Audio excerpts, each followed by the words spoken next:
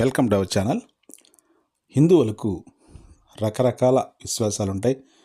అదేవిధంగా తమ ఇష్టదైవాన్ని కొలిచడంలో ఒక్కొక్కరిది ఒక్కొక్క రకమైన భిన్న రుచులు, అలాగే వారి అభిరుచికి అనుగుణంగా పూజాధికాలు చేయడం అనేది జరుగుతుంటుంది. అయితే ఏ రోజు ఏ దేవుడిని పూజించాలి, ఏ దేవుడికి ఏ రోజు ఇష్టం అనేది పెద్దలు చాలాసార్లు చెప్తుంటారు.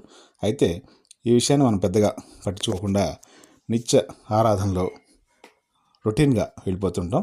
అయితే జీవితంలో దేవుడి ఆరాధన చాలా ముఖ్యమైనదిగా భావించి ఏ రోజు ఏ దేవుడికి పూజ చేస్తే ఎటువంటి ఫలితాలు వస్తాయి, దానివలన మనకు కలిగే ప్రయోజనాలు అనేది ఈ వీడియోలో చెప్పుకుందాం. దేవుని గురించి ప్రతి ఒక్కరికి విభిన్న ఆలోచన ఉంటాయి. దేవుని పూజించడం ఒక్కొక్కరికి ఒక్కొక్క రకమైన అలవాటుగా ఉంటుంది. కొందరు అసలు దేవుడిని ఆరాధించడం అనేది అవసరం లేదనుకుంటారు. మరి కొందరు పూజ చేయడం చాలా గొప్ప విషయంగా, మంచి కార్యక్రమంగా భావిస్తారు. రోజు దేవుడికి పూజ చేయడం వలన మనకు ఉన్నటువంటి ఇబ్బందులు, మానసిక అశాంతి, అలాగే దారిద్ర్యం, అలాగే పేదరికం, ఇటువంటి వాటిని మనం పోగొట్టుకోవడానికి, అలాగే శాంతి, అలాగే ఆత్మవిశ్వాసం, ఆనందం, సంతోషం వీటిని పొందడానికి రోజు దేవుడిని పూజించాలనేది పెద్దల వాచ. అలాగే హిందూ మతంలో వివిధ పురాణాల్లో చెప్పిన విధంగా ఎందరో దేవుళ్ళు అవతరించారు. ప్రతి దేవుడికి ఒక రకమైన ప్రత్యేకత అనేది మనం చూస్తుంటాం. అయితే ఏ దేవుడిని మనం ఏ రోజు పూజించాలనేది ఇప్పుడు తెలుసుకుందాం. హిందూ మత ప్రకారం సోమవారం శివుడికి ప్రత్యేకమైనటువంటి రోజుగా చెప్పబడుతుంది. సోమవారం రోజు శివుడిని అభిషేకించడం లేదా స్వామివారికి శివలింగానికి విశేష అలంకరణ చేయడం అనేది మనం చేసినట్టయితే మనకున్నటువంటి పాపాలు, అలాగే గత జన్మ ప్రారంధాలన్నింటినీ కూడా మనం పోగొట్టుకోవచ్చని చెప్తారు. అయితే కనీసం సోమవారం రోజున శివాలయానికి వెళ్ళి ఆ స్వామిని దర్శించి మనస్ఫూర్తిగా స్వామిని వేడుకుంటే చాలా మంచి జరుగుతుంది. అలాగే నవగ్రహాల యొక్క అనుగ్రహం కూడా కలుగుతుందని చెప్తారు. అలాగే అందరి దైవాల్లోనూ శివయ్య ఒక ప్రత్యేకమైనటువంటి ఇదిగా చూపబడుతుంది.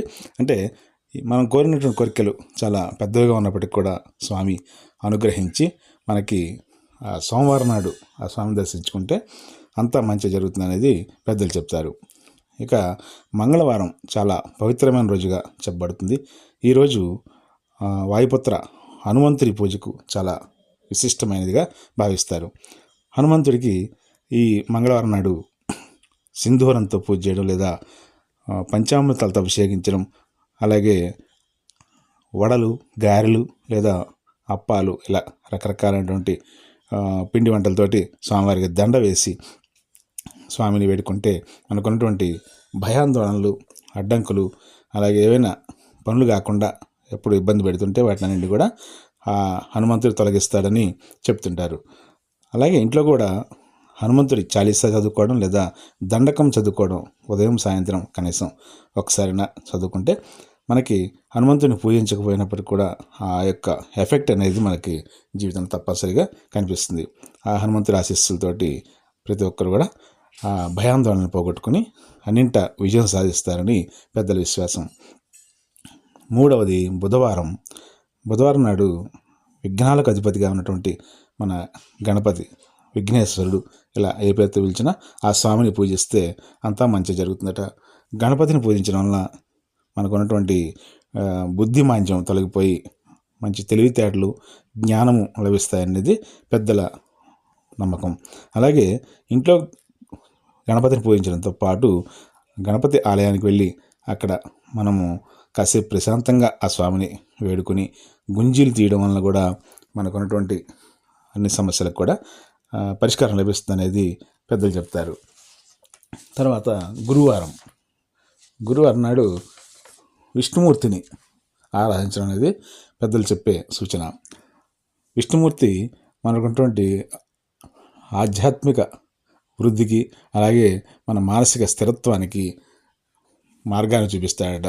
ఈ రోజున విష్ణు సహస్రనామం జపించి భగవంతుని ప్రసన్నం చేసుకుంటే మనకున్నటువంటి ఆస్తి వివాదాలు కానీ లేదా సోదరులతోటి లేదా కుటుంబ సభ్యులతో ఉన్నటువంటి మనస్పర్ధలు కానీ తొలగిపోతాయని పెద్దలు చెప్తారు. అదేవిధంగా శుక్రవారం అమ్మవారి దర్శనం, అమ్మవారి ఆరాధన ఎంతో చెప్పదగినవి. అమ్మవారు అంటే లక్ష్మీదేవి లేదా దుర్గాదేవి, కనకదుర్గాదేవి, ఇలాగ ఏ పేరుతో పిలిచినప్పుడు, అన్నపూర్ణమ్మ తల్లి, ఇలాగా మహాలక్ష్మి, ఏ పేరుతో పిలిచినప్పుడు కూడా ఆ అమ్మవారి ఆరాధన చేయడం అనేది మంచిది. అలాగే ఆ రోజు శుక్రవారం నాడు అమ్మవారి దేవాలయానికి వెళ్ళి అమ్మవారికి పూలు అలాగే పళ్ళు సమర్పించుకొని ఆ రోజంతా ఉపవాసం ఉంటే ఆ అమ్మవారి ఆశీస్సులు మనకి తప్పనిసరిగా లభిస్తాయి. అంటే ఇందులో శక్తి పీఠాలు లేదా స్వయంభూగా వెలిసినటువంటి అమ్మవారి ఆలయాల్లో కూడా ఇటువంటి చాలా పవర్ఫుల్ శక్తులు ఉంటాయనేది ప్రగాఢ విశ్వాసం. అలాగే శనివారం నాడు ఈరోజు వెంకటేశ్వర స్వామిని పూజించడం అనేది చాలా మంచిదని, అలాగే శనీశ్వరుడికి ఈరోజు ప్రీతిపాత్రమైనదిగా చెప్తారు. కాబట్టి నవగ్రహాలు చుట్టూ ప్రదక్షిణ చేసి శనీశ్వరుడికి నువ్వుల దీపం వెలిగించడం అనేది మంచిగా చెప్తారు. అదే వెంకటేశ్వర స్వామి వారి ఆలయంలో కూడా ఏదైనా విశేష పూజలు లేదా విశేష అలంకారం చేయించడం, లేకపోతే కొబ్బరికాయలు పళ్ళు సమర్పించుకోవడం, అలాగే ఏదైనా ప్రసాదాలు చేయించడం, అక్కడ అన్నదానాలు చేయడం అనేది ఈ శనివారం నాడు మనకు ఉన్నటువంటి అన్ని రకాల సమస్యల పరిష్కారానికి కూడా ఒక మార్గంగా చెప్తారు.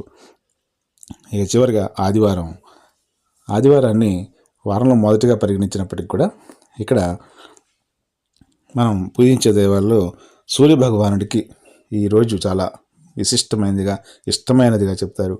సూర్యుని పూజించడం అంటే మన ప్రత్యక్ష దైవం కాబట్టి ప్రత్యేకంగా మన ఇంట్లో పటం పెట్టుకునే అవసరం లేదు, పెట్టుకోకూడదు కూడా.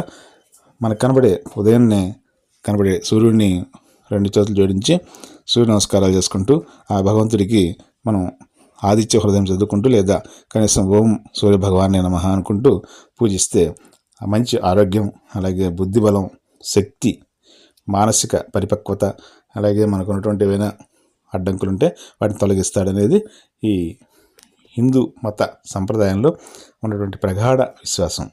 కాబట్టి వీటిని మనం అనుసరిస్తే కనీసం మనకున్నటువంటి చిన్న చిన్న సమస్యల్ని కూడా మనం పరిష్కరించుకునేందుకు అవకాశం ఉంటుంది. శాంతి.